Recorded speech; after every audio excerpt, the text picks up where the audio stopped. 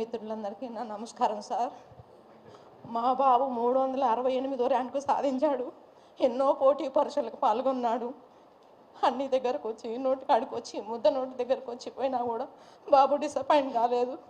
అమ్మ నేను గ్రూప్ 1 ఆఫీసర్ని ఖచ్చితంగా అవుతా అమ్మ అని. బాబు తండ్రి లేడు, నేను నా చిన్న కొడుకు ఇద్దరం కష్టపడి పిల్లల్ని పోషించుకున్నాను సార్. నా కొడుకు ఒక కలెక్టర్ కావాలని ఆశ ఉంది. అంత పెద్ద కోరిక మేము తీర్చలేం. పోటీ పరీక్షలో గ్రూప్ 1 ఖచ్చితంగా నేను సాధిస్తామా అని ఎన్నో పండగలు పంపాలు అన్నిటిని పక్కన పెట్టి ఏది కూడా మేము ఇన్ని సంవత్సరాల్లో కూడా సంతోషం అనేది చూడకుండా ఉన్నాం సార్. ఈరోజు 368వ ర్యాంకు సాధించుకున్న పిల్లవాడికి 3 కోట్లు 6 కోట్లు ఎక్కడి నుంచి వస్తాయి సార్? ఒక్కసారి ఆలోచించండి మీరందరూ. 30,000 కూడా చూసుకోలేని, కళ్ళతో చూసుకోలేని పేదోళ్ళం మేము. 3 కోట్లు 6 కోట్లు ఎక్కడి నుంచి తెచ్చిస్తాం సార్? ఈ పిల్లల భవిష్యత్తు ఎటు తీసుకుపోతారు? ఎటు పోతుంది సార్?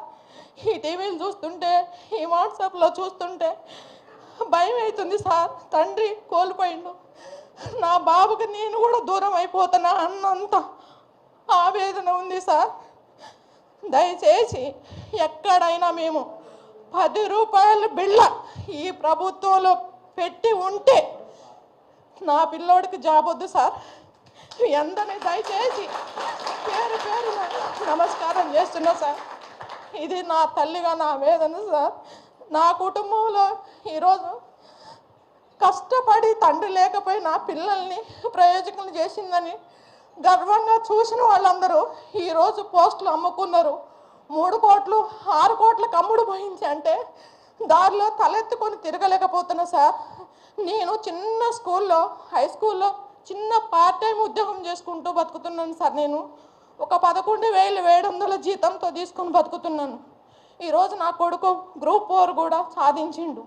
గ్రూప్ 4లో కానీ గ్రూప్ 1లో కానీ ఎక్కడైనా ఒక 10 రూపాయల బిళ్ళ మేము పెట్టుంటే మాకు ఈ జాబే అవసరం లేదు సార్. మేమందరం కూడా, మీ ముగ్గురం, మా తల్లి కొడుకులు ఇద్దరం చనిపోవడానికి కూడా సిద్ధమే ఇది కనుక ప్రూఫ్ చేస్తే. ఇది మాత్రం పచ్చి అబద్ధం సార్. కష్టపడి రూమ్లో కూర్చొని, అశోక్ నగరంలో కూర్చొని తిని తినక ఆ వేడి నీళ్ళు టీ తాగి పిల్లగాడు పుస్తకాల పురుగయ్యి ఎక్కడ చూసినా ఇంట్లోకి ఈరోజు మీడియా మిత్రులు వచ్చినా కూడా కనపడుతుంది సార్. నా ఇంటి నిండా, నా షెల్ఫ్ల నిండా నా పిల్లోడు చదివిన బుక్సే ఉన్నాయి తప్ప ఇంకేం లేవు సార్. ఇలా తల్లిదండ్రులు లేని పిల్లలు ఎంతోమంది ఉన్నారు.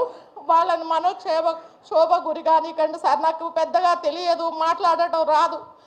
నేను ఇప్పుడు బయట కూర్చున్నంత సేపు కూడా చాలామంది తండ్రిని కోల్పోయిన వాళ్ళు, తల్లిని కోల్పోయిన వాళ్ళు, ఆ ప్యూర్ బ్యాక్గ్రౌండ్ నుంచి వచ్చిన వాళ్ళు ఉన్నారు సార్. వాళ్ళందరినీ దయచేసి మీరు మీడియా మిత్రులు ఆలోచించి, మేము చెప్తున్నాం సార్, ఇలా గ్రూప్ 1 అభ్యర్థిగా సెలెక్ట్ అయిన తల్లిగా నేను ఆవేదనతో చెప్తున్నాను.